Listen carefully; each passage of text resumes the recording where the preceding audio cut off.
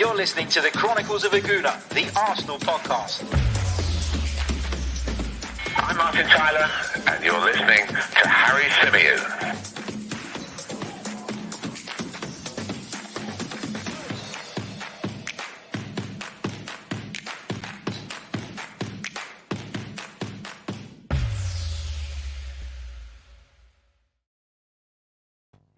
Hello and welcome back to the Chronicles of a Gooner, the Arsenal podcast, part of the 90 Min Football Network. As ever, I'm your host, Harry Symeou, and on this edition of the show, we're going to be looking back on Arsenal's 2-0 victory over Leicester City at Emirates Stadium.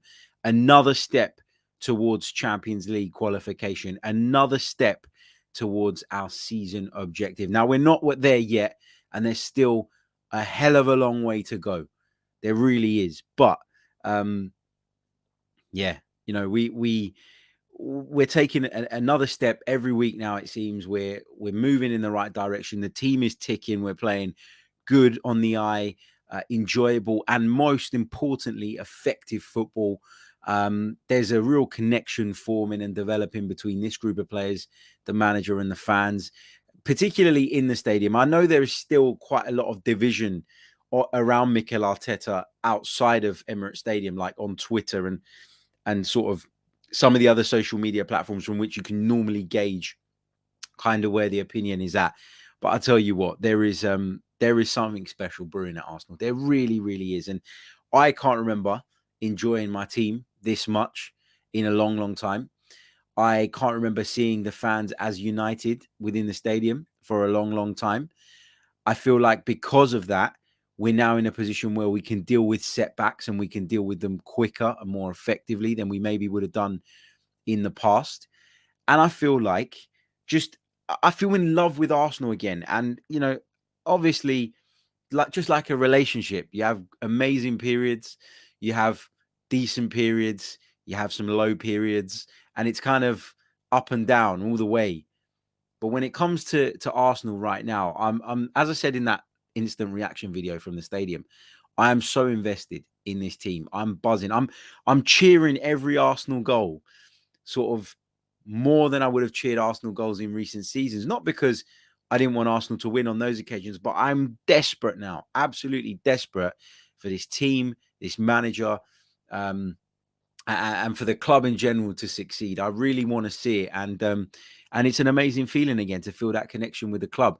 Let's say a few hellos in the chat box because there's lots of you in the live chat. I hope you're all good. Hope you're all well. I have to apologize for being a little bit late on the live stream. If you are watching us live, I do apologize. Had a family member over from abroad, took him to the game with me. We went and got something to eat after the game. And then I had to drop him off where he was staying. And I got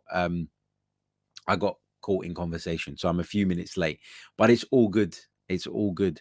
It's all good because we won, right? So everybody's in a good mood. So timing, irrelevant. If you had to stay up an extra 5-10 minutes, I apologize, but I promise you it'll be worth it because you're going to hear me wax lyrical about Arsenal for the next sort of 30-40 minutes. So let's kick off with kind of how I was feeling going into the game. And I said that, well, my prediction was that it would be a narrow win, that Arsenal would probably win this by 1-0. It wasn't a million miles off. It was 2-0 in the end. But the difference kind of is now with Arsenal is that you look at this Arsenal side and you do feel like even if we're not at our brilliant best, even if we're not amazing for 90 minutes or 60 minutes or 70 minutes, that we now seem to have this defensive solidarity. And listen, there have been some games in and amongst this season that have been contrary to this theory. There have been games where we've made mistakes. There have been games where defensively we haven't looked quite at it. But overall, this is a much more defensively strong outfit than we've seen at Arsenal in many, many seasons. And that's not just because of the back four. Now, the back four are really impressive as well. Kieran Tierney, we all know what a brilliant player he is. Gabriel, developing all the time. Ben White is coming and I think has been a real breath of fresh air. You look at right back, even Cedric right now is playing at a really, really good level. So you take that into account. You take into account that we've got a better goalkeeper in Aaron Ramsdale who offers us so much more. Then naturally we're going to have a better defense. But we also defend so much better all around the pitch. We defend from the front. And that is set, or that precedent is set by a number of players. You know, Martin Odegaard is at the forefront of that all the time. Alexandre Lacazette, look, we know that he's not the best striker in the world. We know that there are shortcomings in Alexandre Lacazette's game. And we'll come on to talk about individual performances in a bit. But he presses, he works, he does his shift for the team. And it just feels like now you look around that group and everybody expects of one another a certain level of commitment and a certain level of performance. And you look in the midfield and you look at the fact that, you know, I think Granit Xhaka alongside Thomas Partey is our most, sturdy midfield combination. Okay, Xhaka's role has changed a little bit recently. I think, although today in the second half, he was a little bit more conservative than he was in the first half in terms of his positioning. Thomas Partey's in good form. And all of that combined makes us a much more cohesive and defensively strong unit. So those are all positives to take away. But, you know, one of the big criticisms we've always had of Mikel Arteta is that maybe at times things have been a little bit rigid, that the football hasn't always been as free-flowing as we'd like it to be, that we've been a little bit predictable in the way we build up. Well, that spontaneity and energy that we were missing in that area of the pitch is clearly there now for everybody to see it. Martin Odegaard is at the absolute epicenter of this. And on tomorrow's tactical analysis, we're going to focus on Martin Odegaard because he is just performing on an incredibly high level now. And listen, I'm not one to normally cook up and serve humble pie, but I remember during the summer when I kept saying that not sure about James Maddison. I'm not sure if at £60 million or whatever it was the rumored asking price was going to be. I wasn't sure whether that would be a worthwhile investment. I wasn't sure if he was the right player for us. And the reasons I kept saying were, A, you're taking him from a Premier League rival, which means you're going to pay more than what he's worth. You're going to have to really break the bank to do that deal. But also, I kept saying, and I remember saying this repeatedly throughout the summer, in terms of their ceilings, in terms of their absolute maximums, in terms of their potential, Martin Odegaard has the potential to get to a much higher level than James Maddison does. And we are seeing this now. James Maddison, look, I'm not going to judge him based solely on one game. That's not fair. Not going to base him on today's performance. But in comparison to Martin Odegaard, he was completely anonymous. Odegaard was defensively brilliant, energetic, all over the pitch. Drifting out to the right-hand side as he so often does, but also being willing to come across and help out on the other side too. He was magnificent with the ball at his feet. Some of the passes that Martin Odegaard produced this evening were a joy to behold. Beautiful stuff. The vision he showed at certain times where he'd pick up the ball in a position and you kind of thought that you knew what he was going to do with it. And he just, looking the other way, he pulls out this completely unexpected pass at a really difficult angle and creates us another overload and another bit of space. He was just so, for me, instrumental today. And as every week goes by, we're seeing more and more and more from Martin Odegaard. You are looking at a guy who has the potential to go on and be one of Europe's elite. Now, I'm not going to get massively carried away. I'm not going to sit there and start comparing him to other people. I don't want to do that. But what I'm saying is that you are beginning to see why Arsenal felt that at £30 million, this was a deal that they had to do.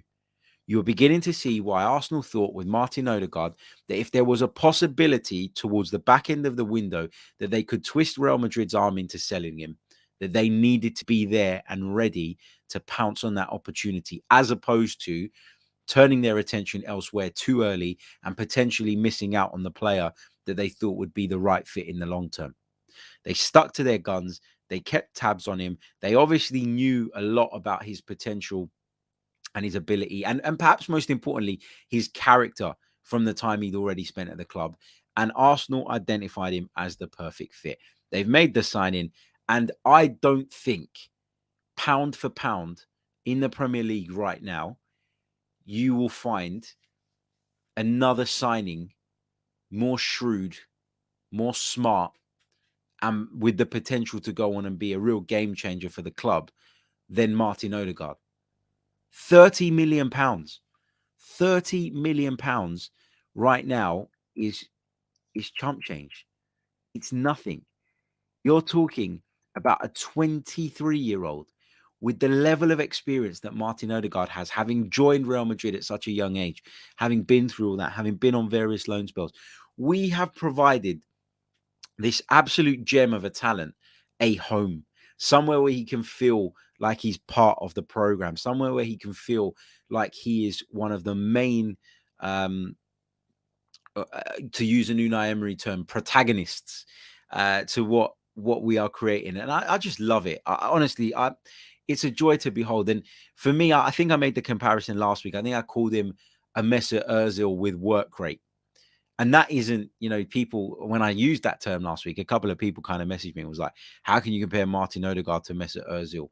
Mesut Ozil won X, Y, Z in the game.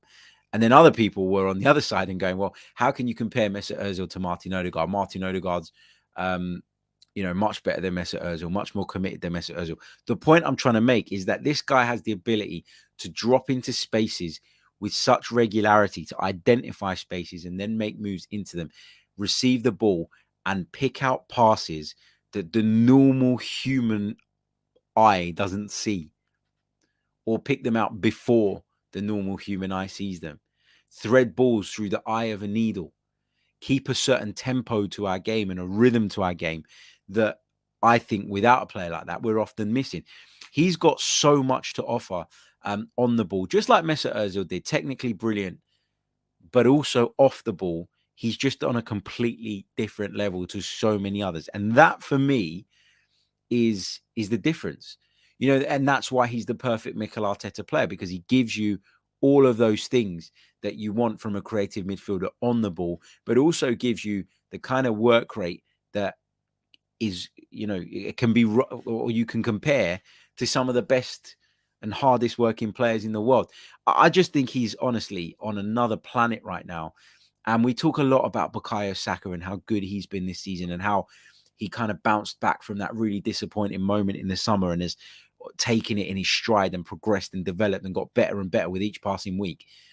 When he's got Martin Odegaard in and around him, coming out to support him on that right-hand side, combining with him, able to receive the ball off of Saka and then ping a ball back into the space for him to then run onto. It's just, for me, he just brings the best out of the players around him as well. But I don't just want to go massive on the Martin Odegaard praise tonight. Look, I know he was brilliant and I know he was instrumental to everything that Arsenal did well in an attacking sense and perhaps a defensive sense in a lot of instances as well tonight. I want to go big on Thomas Partey as well, because he has just slowly been kind of chugging away and getting into top form, getting into something that we all knew he was capable of when we signed him. He is bossing that midfield at the moment. He really, really is. He's playing with a confidence. He's playing with a freedom. It's taken him some time to adapt to the Premier League. Let's not shy away from that fact. And for me, I think a lot of his adaptation was with regards to fitness. It was about getting himself up to speed fitness-wise, understanding what he was coming up against, maybe making himself a little bit more robust, maybe doing some gym work. I don't know exactly what Thomas Partey's regime was behind the scenes. But what I do know is that the Thomas Partey I'm seeing today is the Thomas Partey we all thought we were getting. He has finally arrived from Atletico Madrid and is key in the middle of the park. He facilitates us being able to commit more bodies forward. His calmness and composure on the ball when he receives it in the midfield is brilliant. He's got the ability to hold people off, spin away. He's got the ability to pick out passes. He got on the score sheet today with a brilliant header at the near post. It was awful defending, by the way, from those in Leicester colours, but he got there, he nodded it in, and he scored a goal with his head, didn't he, against Aston Villa from a similar kind of position. He hit the crossbar as well, desperately unlucky not to score that as well. But it's just, everybody's kind of coming to top form and everybody seems to be singing from the same hymn sheet at the moment. And this is what we've been waiting for. Patience was the word that was kind of going around, a few months ago. There were people that wanted Mikel Arteta out. And I'm not going to lie and say that I never wobbled on Mikel Arteta. I did. At least twice, I was seriously thinking about whether or not we should be keeping this guy in the job and whether or not we should be moving forward with him, whether or not we could afford to give him any longer. But now, given that I would say overall I backed him and supported him, and my God, I've taken a lot of flack for that. And there's a long way to go. It's not done just yet. But I would say that I feel vindicated in supporting him because we are now seeing a couple of years worth of work coming together. And unfortunately in football, you know, we're in this world where we want instant gratification. We want instant success all the bloody time. But it doesn't work like that. It's never that simple. It's never that easy. Lots of changes need to be made. Those changes in terms of personnel help to change a culture which helped to change the belief, which then translates into the types of performances that we are now seeing on the pitch every passing week. And even when Arsenal aren't really clicking, even when you look at this Arsenal side now and you think, well, we're not, you know, it's just not really working today. It's not our day. And every team has those days. You know, you're going to get commitment. You know, you're going to get fight until the very last minute. You know that you're going to see desire. You know that you're going to see passion. And you know that all of the players in and around this club right now are here for the cause. And it's truly amazing to see.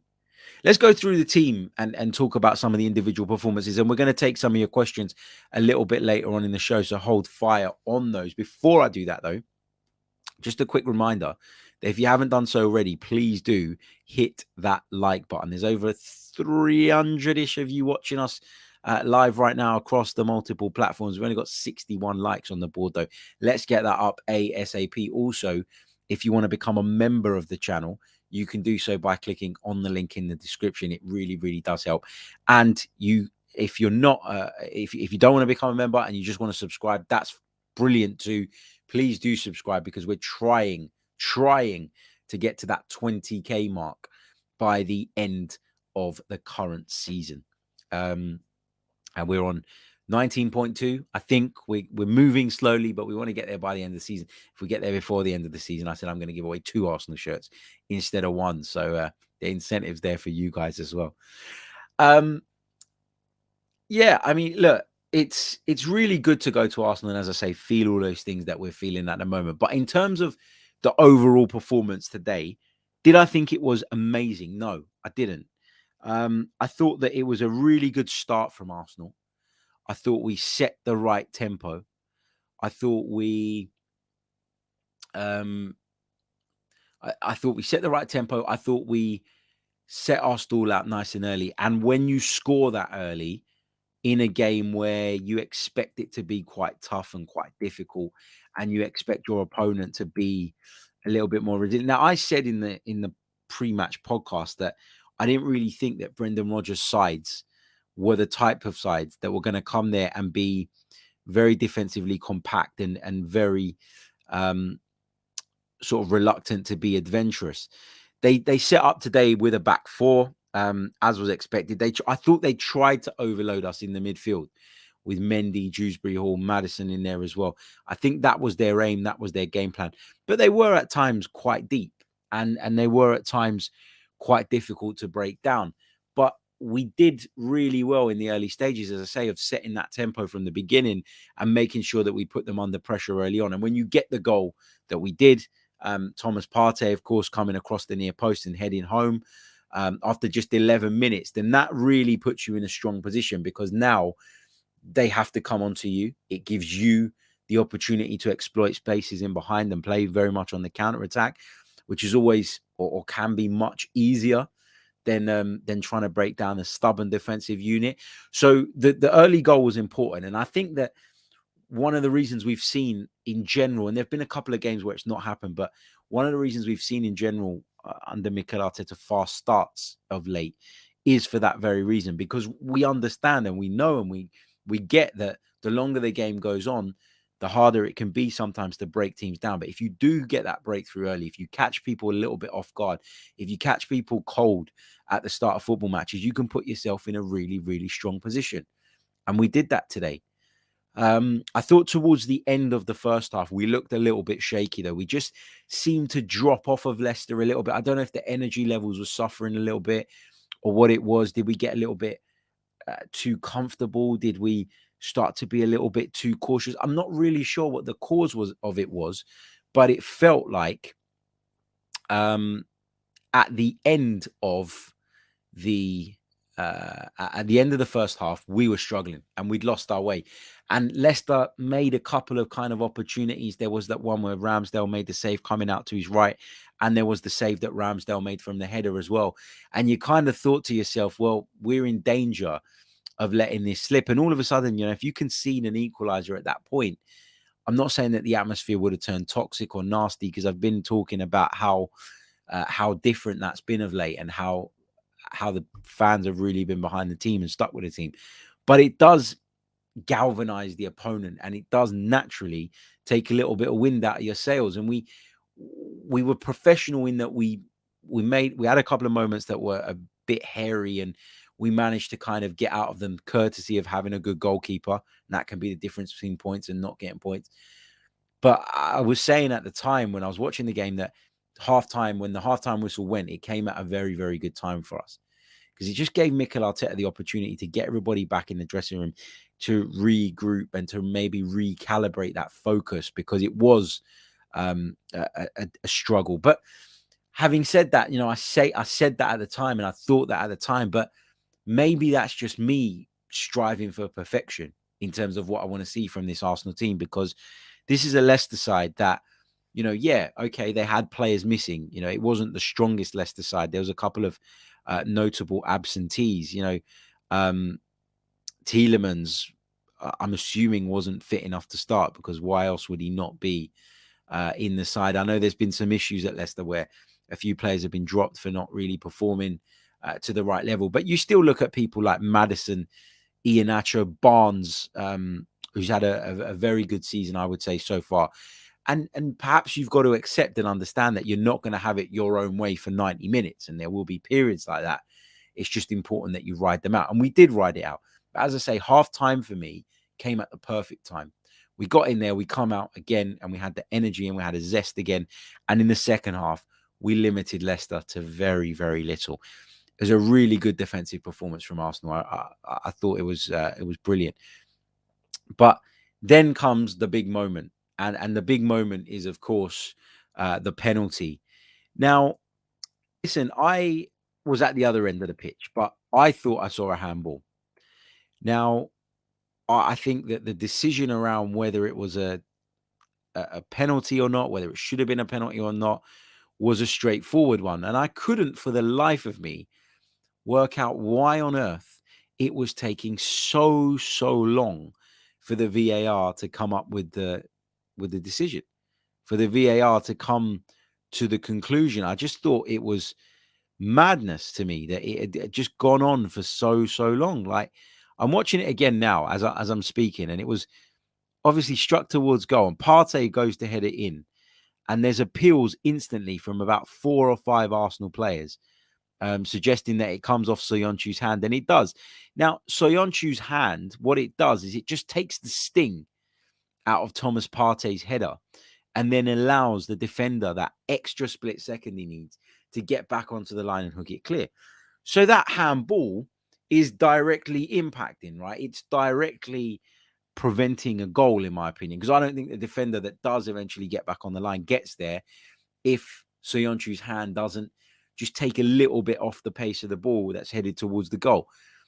But I'm standing in the stadium, and okay, Anthony Taylor, the next moment that the ball went out was very quick to kind of, I think it went out for a throw-in, and he kind of put his arm out as if to say, like, wait, we're going to the VAR. And the VAR check just went on for an age. It felt like an absolute age. And then Anthony Taylor goes over to the screen, and you see him make the sign and then run over, and you're thinking, okay, well, he's definitely going to give it now, because how often do referees go to the screen and not give the decision that they're being advised to make? But then he goes to the screen, and again, he's taking an age. He's standing there, he's looking at it, he's looking at it, he's looking at it, and you're standing there in the ground going, this is bloody Arsenal. I wouldn't be surprised if he's looking for something, some reason not to give that as a handball, despite how blatant it was. Now, one of my mates was WhatsApping me during the game, and obviously he had the benefit of watching it on TV. I wasn't watching it on the TV. I was in the stadium, so I didn't have the benefit of any replays. And he thought or suggested that perhaps what Anthony Taylor was looking at was whether or not Soyuncu was the last man, as in was it a handball by the guy, or was he denying a clear goal, or was it something that, you know, it wasn't a clear goal and perhaps the defender would have got back anyway. It doesn't make it not a handball, but I guess it impacts on what the decision was going to be with regards to the color of the card, maybe. And I don't know this. This is what a mate of mine kind of suggested. And actually thinking about it, it probably makes sense, because if you're telling me that VAR and Anthony Taylor as a combination needed that long to decide whether or not that was a handball, a simple call like that, then as much as I back VAR and think it's a good thing for football and just think that the people running it are morons, and that once their standard is improved upon and gets to a certain level, VAR will work perfectly fine. If VAR is going to take that long to make a simple decision like that, then it probably needs to get in the bin. And it's a shame, because, you know, on the one hand, you're looking at it and you're going, well, if VAR's not there, we don't get that penalty, which is clear as day, because Anthony Taylor's not good enough to spot that in real time. Yet the VAR still needs to take. So we want the VAR in that sense, because the standard of officiating without it is not good enough. But then it still takes an age, because again, the standard of officiating is not good enough. I'd have looked at that in 10 seconds and gone, penalty, done. So the only explanation is that perhaps, and I don't know this, Anthony Taylor was looking to try and work out and establish what the color of the card should be for Caglar Soyuncu. That's the only thing I can think of. Maybe I'm giving him too much credit. Maybe I'm giving him the benefit of the doubt. But yeah, so that was a big moment. And Lacazette steps up, and I'm never 100% confident when Lacazette steps up in those situations. And from being sort of behind it, when he hit the ball, I thought it was destined for the top corner of the stand. But he managed to keep it in and keep it down and put it in the back of the net. And it was a big goal for Arsenal, because it not only put us in a really strong and commanding position from which we were very likely to go on and see the game out, but it also, I think, gives him a bit more confidence. Because, look, I don't think Lacazette's one of those guys that goes home every night and gets upset because Arsenal fans don't always think he's the best striker in the world and are maybe talking about who should come in next. But I do think he's someone that is very selfless, very unselfish, and sometimes in and among all of that, in and among being obsessed with being the right role model, helping his teammates through difficult moments, guiding them in the right direction, doing the job that he's required to do from a system perspective, he sometimes kind of probably has to sacrifice his own wants. And what I mean by that is, as a striker, there is an element of selfishness required. And I've just talked about how Lacazette is very selfless and unselfish. And I think sometimes that muddies the waters a little bit with Lacazette, because he knows he should score more goals and he knows he should contribute more in that sense. But he also knows that he's at his best and the team is at his best when he is selfless and unselfish. So there's this kind of this battle that Alexandre Lacazette has to kind of face every game, between what he knows is the right thing to do for the team and probably what he thinks is the right thing to do for himself. And more often than not, the team win that battle and he comes out on top in that sense. But I think for Lacazette, because of that, and because of the sacrifices I think he makes to his own game for the good of the team, I think that he needs moments like that to just kind of keep him going and keep him ticking along and keep that confidence to a certain level. When I say that, I don't mean, when I go back to what I just said, because I know somebody's going to pick up on this. I'm not saying that he doesn't score goals because he doesn't want to score goals. I'm saying that he prioritizes the other work that he does ahead of always being in those positions or being selfish in certain moments because it might benefit him.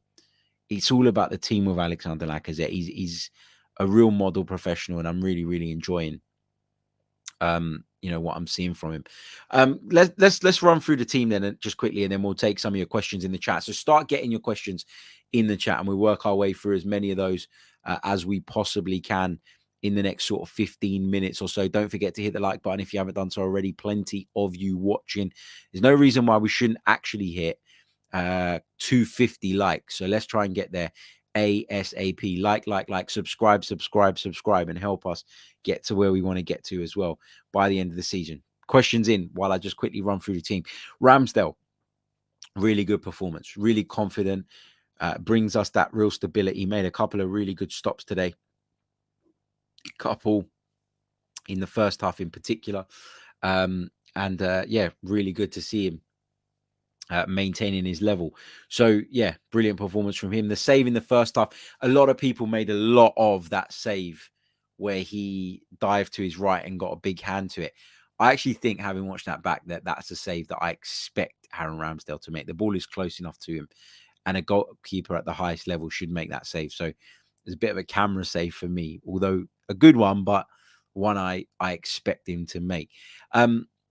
If we go sort of through the defense, Cedric, again, another really solid and no frills, I guess, performance from Cedric. And I've said this to you guys before. I said it last season at various points, and I'll say it again because I think we're seeing this theory be proven correct, or pretty spot on anyway.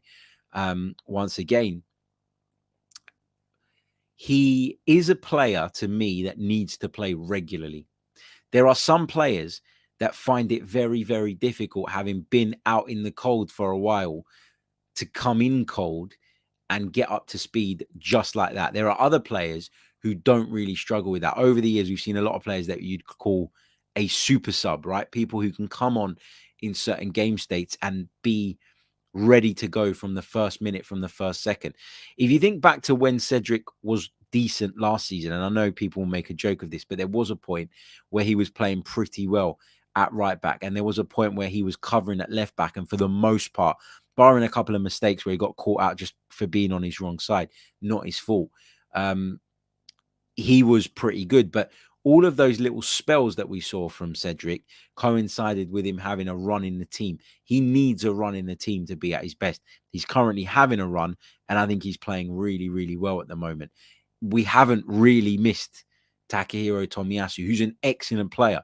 So the fact that we're not missing him, I think, says quite a bit about the level of performances that he's putting in at the moment. So he was very good. I thought Ben White was very good again as well, very calm.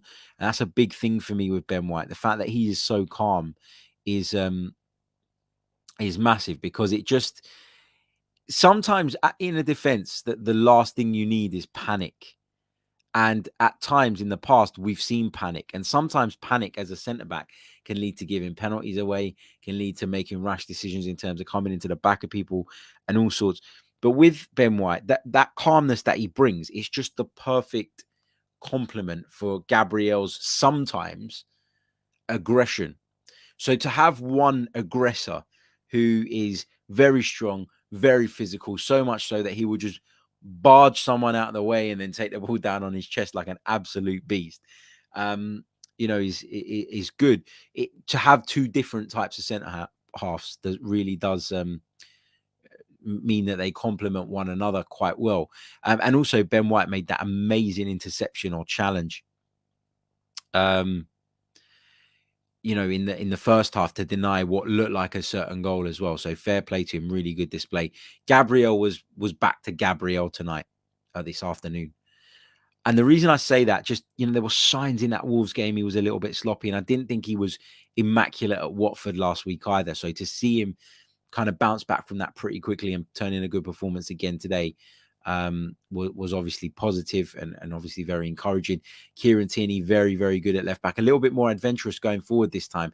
And I've recently done a couple of episodes and a couple of articles where I was talking about maybe a little bit of a reluctance in Tierney, not because he doesn't want to do it, but just because of maybe the demands of the system after the Granit Xhaka tweet, and maybe because fitness is something that's playing on the back of his mind. I don't know. But today he looked a lot better. He looked a lot more rounded in his performance.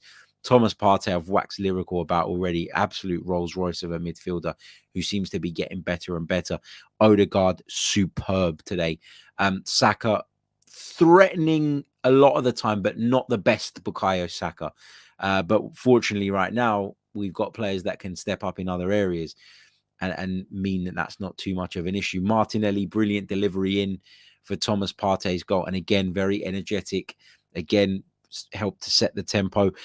I thought a couple of times today he was a little bit wasteful when he got the ball out on the left-hand side. I thought he could have been a little bit smarter in his use of it. I thought he looked a little bit raw in terms of his decision-making again. But that's going to happen from time to time with a young lad.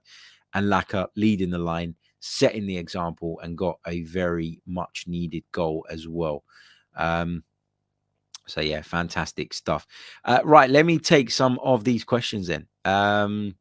Let's take this super chat from Harry Fenwick. Thank you so much, mate, for your very kind donation. That is one hell of a profile picture you got there as well. Who is that absolute legend? Good-looking guy. No, I'm joking. He says, imagine Osimhen instead of Laka. We're not far. Yeah, look, this is the thing, man. We're playing this way with a striker that many people would argue is an elite. So what would we do with an elite striker? The only thing I would say, though, is that would someone who regards themselves as an elite striker and who is as selfish as elite strikers need to be, would that player give you then what Lacazette gives you in terms of all the other elements of the game? And that's why I'm like looking at some of these players, I'm thinking, all right, you're 70 million, you're 75 million, but are you going to come in and give me what I am currently getting? That you're going to give me more goals. You're going to give me definitely more goals. But are we going to create you as many chances? Are we going to be as creative as a team if we take away the link-up play or reduce the level of the link-up play by going out and signing a striker whom that is not necessarily their forte? That's my kind of reservation. And that's why I think that we kind of have become a little bit obsessed with goal returns and assists. And I can't remember who it was. I think it was Bernardo Silva of Manchester City recently done this really, really interesting interview where he basically said that we've become obsessed with goals and assists and stats, and that's how we judge football players. But actually, it's not just about that. And Lacazette is a prime example of this of this theory. His role in this team is so important and so key. Yet if you look at his returns, you would say he's quite easily replaceable. But it's not just about that. And that's my worry about the summer. It's that we need to go and sign a striker who perhaps in terms of his goal record might to us look a little bit underwhelming. But if the rest of his game is right, then that's something we can work on and something we can develop, and hopefully something that we'll see turn around a little bit later on. So, yeah. Junior Gunner says, Harry, is this the best football you've seen us play since the back mid to back end of the Wenger era? Is this the best football I've seen us play in a while? Yeah, it is. But it's because it's being played with an energy as well. Like, there's obviously quality in it, okay, in the likes of Odegaard and Saka and various other players, Partey now as well. But it's about the energy that we're playing with, and it's about the whole, what's the word? Like the energy that we are creating. Like you go to Emirates now and you feel like we can beat anyone. And you feel like we can beat anyone because the crowd has found the voice. The players feed off that. The players feed off one another. You've got a manager on the touchline who is really kind of intense, and that is translating onto the pitch. So we played some great stuff under Arsene Wenger. We did, and even towards the back end, there were moments, weren't there, where you went, yeah, this is Wenger ball. But we never had that intensity, this desire, this passion, this fight. And that's what evaded us in the end under Arsene Wenger. And Mikel Arteta has brought all of that back. So I'd have to say that, yeah, post-Wenger, it's definitely the best. It's better than the football that we saw from Unai Emery. There were a couple of goals that people keep fucking posting highlight reels of and stuff. But yeah, no, that's where I'm at on that. I think we're seeing something really special at the moment. Matt Thomas says, any word on the Saka injury? Not that I know of, but I haven't done I haven't watched the press conference yet. And I haven't watched the game back yet. I will be watching the game back for tomorrow's tactical analysis show, but I always like to bring you these shows on the night of the game. And I got back, as I mentioned, just a few minutes before we went live. So I will follow up on all of that, and we'll update you. I'm sure you'll get updated by Twitter, because Twitter just does everything before anybody else. But we will talk about that in a little bit more detail once we have some more info on upcoming shows. Sorry, just before I move on that Saka point, I did think Saka could have come off earlier. I was kind of standing there thinking, well, the geezer looks shattered, take him off. And I said to the guy next to me when we were talking, and when Nicholas Pepe got stripped and ready to come on, Emile Smith-Rowe got stripped and ready to come on, he went, I would take off Saka, wouldn't you? And I said, yeah. I said, he looks knackered. He looks tired. You know, I think I would take him off as well. But I said, but he won't. He'll take Martinelli off. And that's exactly what he did. And there seems to be this kind of like, I'm not going to take Saka off until the very bitter end of games. Is it because he's trying to show to him that he is at the forefront of the plans, that he is really important? You know, there's been a lot of talk about him potentially moving on. Other clubs that are looking at him.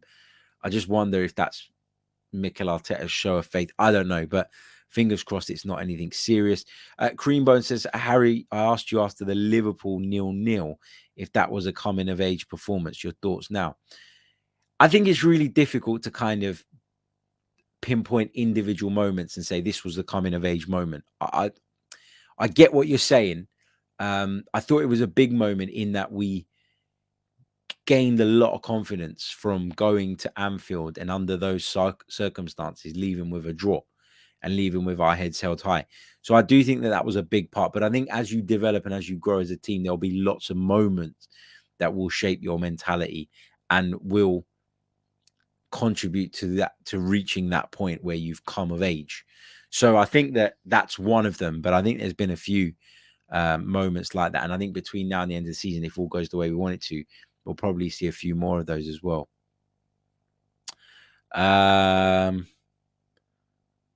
Moss says that, Harry, it was a good thing not noticing Xhaka at all, except for his intentional handball. Yeah, that was a bit weird, wasn't it? Like, I don't know, did he not realize where he was on the pitch? Or I don't know, he just let it go over his head. But anyway, yeah, it was good that we didn't but there were a couple of occasions in the first half where I thought that he did squeeze up quite high.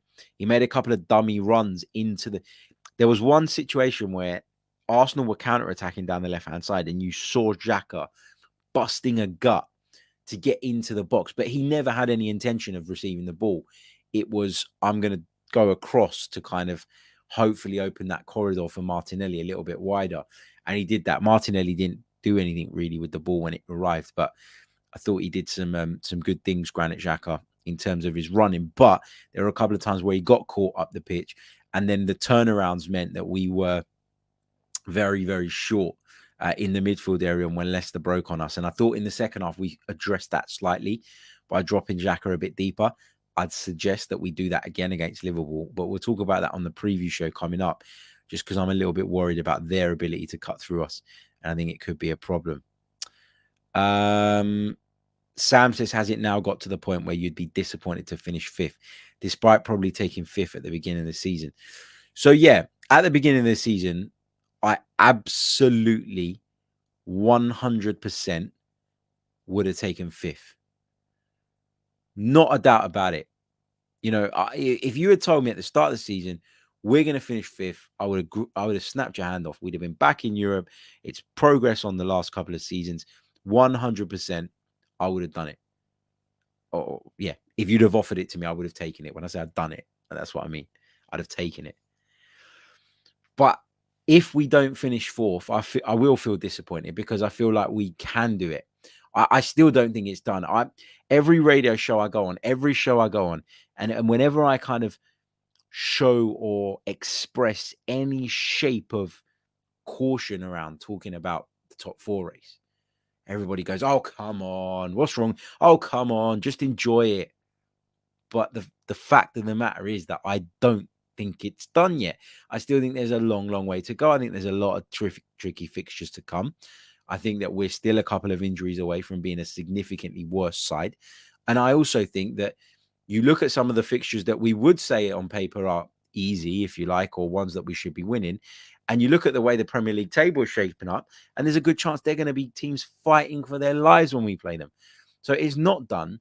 But the fact that we are in this position now, that we're fourth in the middle of March, and we haven't played our games in hand yet, I would have to be disappointed if we missed out. But what I would say is I think that disappointment would probably ease as we move into the summer, because obviously right at the end of the season, you're a little bit raw, aren't you? You're a little bit kind of wound up. And then as you go through the summer, you kind of start to chill out a bit. You know, we all get sucked into the transfer talk, blah, blah, blah.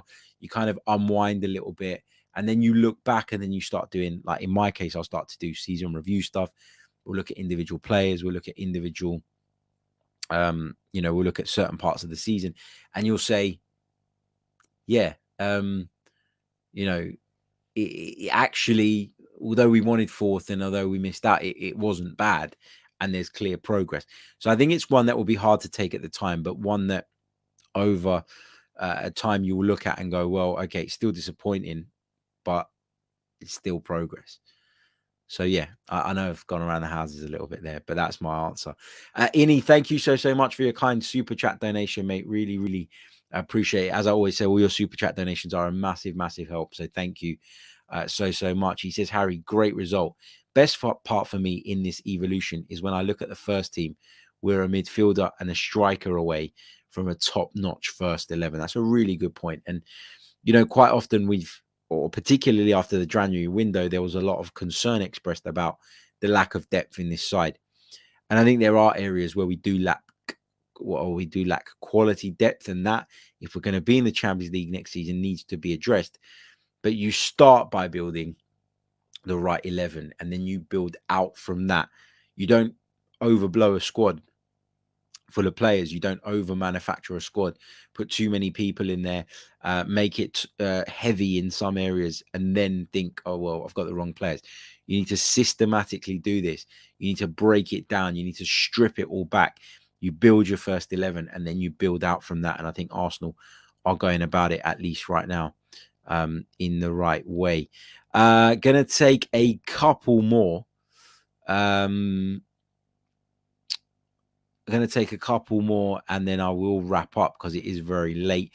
Dave Atkinson says, Harry, how many more wins do you think we need to get fourth? I think 7. I think 7 will do it as well. I put in the title 12 more cup finals because they all feel like cup finals. But you can be assured that the teams in the race with us are not done dropping points. We're going to drop points as well. We're not going to be immaculate between now and the end of the season. In fact, I think there's a lot of games that we could potentially drop points in. But if they don't, I think 7 wins will probably... Well, no. Sorry, let me rephrase that. I think that if we get 7 wins, we're in a very good position to achieve it. Just based on that theory that I do think the others will drop points as well. But, you're kind of sitting there hoping that some of the others will slip up in other areas and we can capitalize on that. And maybe then if we fall a little bit short, it still won't be fatal in our chances of qualifying for the Champions League. But Dave, that looks about right to me. Okay, I'm going to take one more. Wesbird says, our mistake would be to assume that fourth is a done deal for definite, and we just have to go from game to game. But you have to hope that there is now a new mentality growing within the group. Yeah, look, you're 100% right. To assume that fourth place is done would be a fatal mistake. It's not done. There's a lot of football still to be played. There's a lot of points up for grabs. And there's a lot that could go wrong between now and the end of the season, not just on the pitch, but off the pitch. You can lose players to injury in training. There's so many things that could still be our undoing and be our unraveling. But we are taking it from week to week at the moment.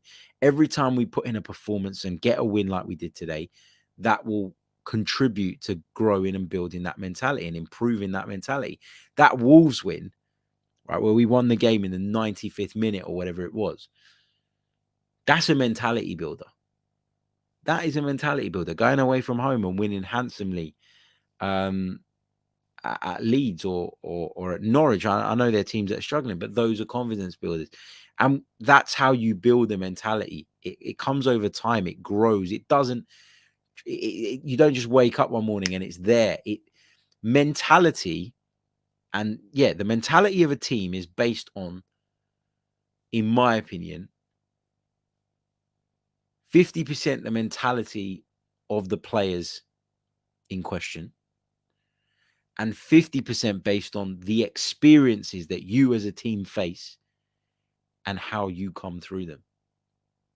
So you can say, we need the right characters, we've got the right characters, but those characters only intertwine and combine and become one when they go through experiences of adversity and experiences of joy. And we've had a bit of both. And that's why this mentality is growing. And the more of those moments we have, the more I think that mentality develops and improves. And then when you have that right mentality and you've created, and I go back to that term again, the right culture, you then set this kind of environment where new players coming in look at it, understand it, get it, recognize pretty quickly that they're not at a bloody holiday camp and they're not just here for the big salary, and immediately have to get up to speed and immediately have to make sure that they are a part of that. And it helps. And it helps to consistently bring in players, get them up to speed quickly. It helps to consistently, make sure that your recruits are coming in and are understanding of exactly what it is you're trying to achieve. If everybody's showing it, if everybody's living and breathing it, that's how it spreads. That's how people understand what's required. And that's how people know how to get up to speed quickly. Okay, we are going to leave it there. Thank you all so much for tuning into the live show, because I know it is really, really late for some of our listeners. So I do really, really appreciate it. If you're listening via YouTube, please do hit that like button. Let's get up to a couple of hundred likes. We're still not quite there yet. Don't forget to subscribe to the channel if you're new and help us on the road towards 20,000.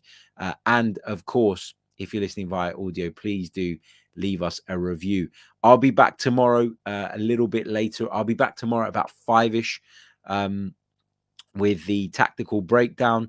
And of course, I'll be on the 90-min gas tank on Monday at 11 a.m. We'll be talking about this game, be with the usual lads, and we'll be running through the weekend's Premier League action and big talking points. Very much looking forward to that. If you're in New Zealand, I'll be on SENZ Breakfast as well, which should be cool too. So just keep following, keep your notifications on, and we'll be doing lots of Arsenal talk, I'm sure, over the next few days.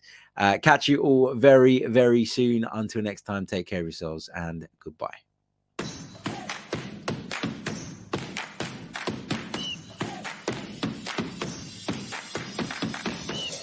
You're listening to the Chronicles of a Gooner, the Arsenal podcast. I'm Martin Tyler, and you're listening to Harry Symeou.